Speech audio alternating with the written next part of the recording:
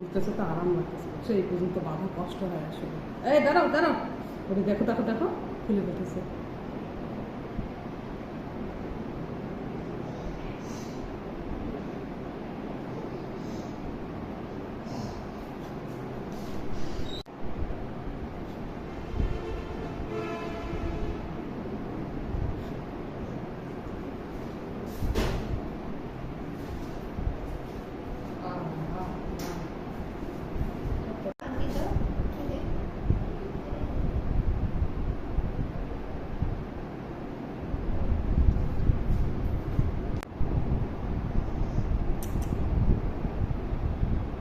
চেনা চেনা লাগে।